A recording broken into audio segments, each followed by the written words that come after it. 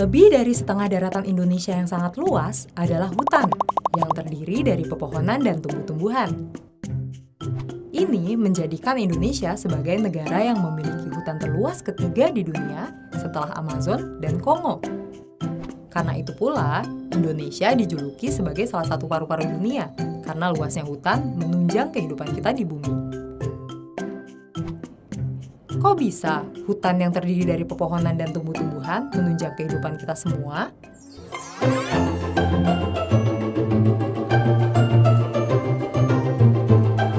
Halo teman-teman semua. Teman-teman, kalian sadar nggak sih bahwa di balik hamparan tanaman yang sering kita lihat sehari-hari, seringkali kita hanya mengagumi kokohnya batang dan tingginya daun. Tapi kita sadari bahwa di tingkat seluler, tanaman ini mengoperasikan sebuah pabrik biokimia raksasa yang sangat kompleks dan mengandalkan pencernaan sinar matahari. Di kesempatan kali ini, mari kita simak pembahasan proses fotosintesis yang bekerja sebagai mesin utama yang mengubah energi cahaya dan karbon dioksida menjadi asam berat yang menjadi bahan bakar fundamental untuk menyerap unsur hara di kedalaman tanah dan memastikan setiap agar buah berkembang dengan sangat maksimal. Di sini kita juga akan mengenal pembahasan mengenai pengelolaan metabolisme cahaya yang dilakukan agar operasional di lapangan yang berjalan secara seimbang, fast, unggul, responsif, akuntabel, dan berkelanjutan. Jadi, mari kita simak pembahasan efisiensi fotosintesis ini dalam mengolah energi menjadi penentu utama antara tanaman ini hanya sekedar tumbuh atau tanaman yang benar-benar produktif dan tangguh dalam menghadapi tantangan ini. Yuk kita simak pembahasannya. Huh?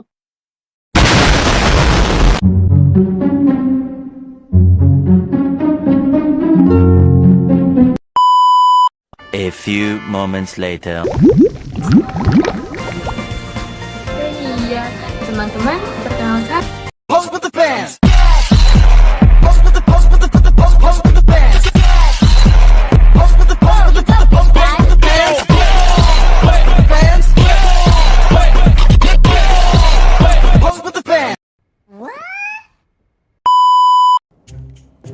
Tumbuhan tidak dapat makan seperti manusia. Mereka tidak memiliki sistem pencernaan, bahkan tidak memiliki mulut. Mereka sebenarnya bisa membuat makanannya sendiri dan mendapatkan energi langsung dari lingkungan sekitarnya. Seluruh tumbuhan membutuhkan 3 hal dasar untuk membuat makanan, yaitu air, karbon dioksida, dan cahaya matahari. Bagian akar pada tumbuhan membantu memperoleh air dari bawah tanah dan mengirimnya bersama mineral ke batang, daun, dan seluruh bagian tanaman.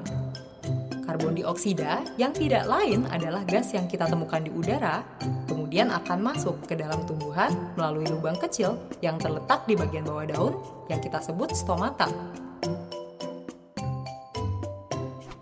Tumbuhan akan membuat makanan berupa gula dari air dan karbon dioksida yang telah diperolehnya dengan menggunakan mesin khusus yang hanya dimiliki oleh tumbuhan, yaitu klorofil. Klorofil dapat menangkap energi dari cahaya matahari dan menggunakannya untuk mengubah air dan karbon dioksida menjadi gula. Proses ini yang kita sebut sebagai fotosintesis, yang diambil dari kata foto yang artinya cahaya dan sintesis yang artinya pembentukan. Gula yang dihasilkan dapat digunakan langsung oleh tumbuhan atau disimpan dalam bagian lain seperti buah yang sering kita konsumsi.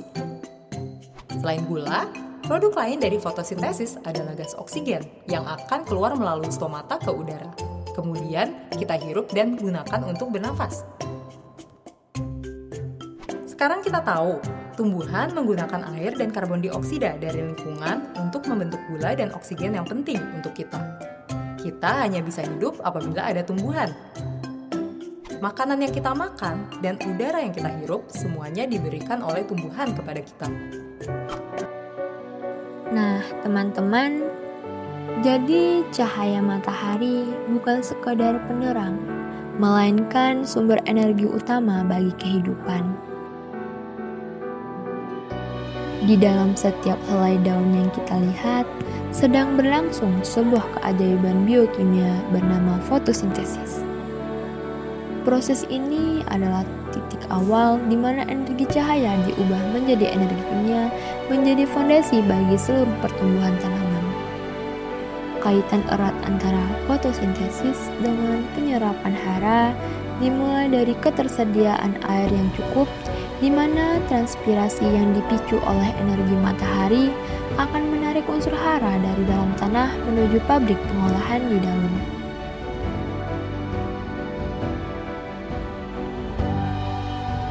Faktor lingkungan seperti intensitas cahaya dan suhu udara yang kita lihat di sini menjadi regulator utama.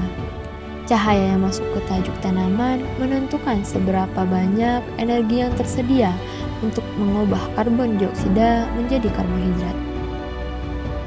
Di lapangan, kita mengutamakan prinsip fast atau cepat, di mana optimasi penangkapan cahaya akan mempercepat respon fisiologis tanaman.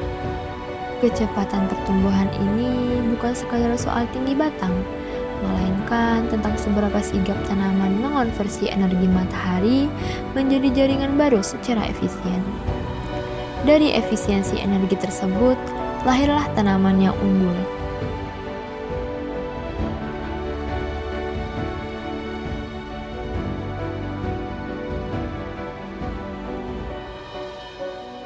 Kualitas fisiologis yang unggul ditandai dengan tanaman yang tidak hanya produktif dalam menghasilkan buah atau minyak, tetapi juga memiliki struktur sel yang sehat dan kokoh. Tanaman yang unggul mampu mengalokasikan hasil fotosintesisnya secara proporsional, hingga sebagian untuk pertumbuhan fisik dan sebagian lagi untuk memperkuat sistem pertahanan internal agar tidak mudah tumbang oleh serangan penyakit maupun degradasi lingkungan. Namun, lapangan tidak selalu memberikan kondisi ideal. Disinilah aspek ekspansif menjadi sangat krusial. Tanaman harus mampu beradaptasi dengan lincah terhadap stres lingkungan, baik itu fluktuasi suhu yang ekstrim maupun perubahan kualitas udara.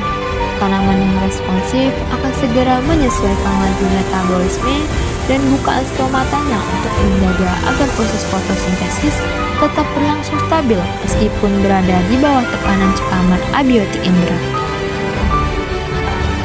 Seluruh proses biologis yang kompleks ini tidak dibiarkan berjalan tanpa kendali.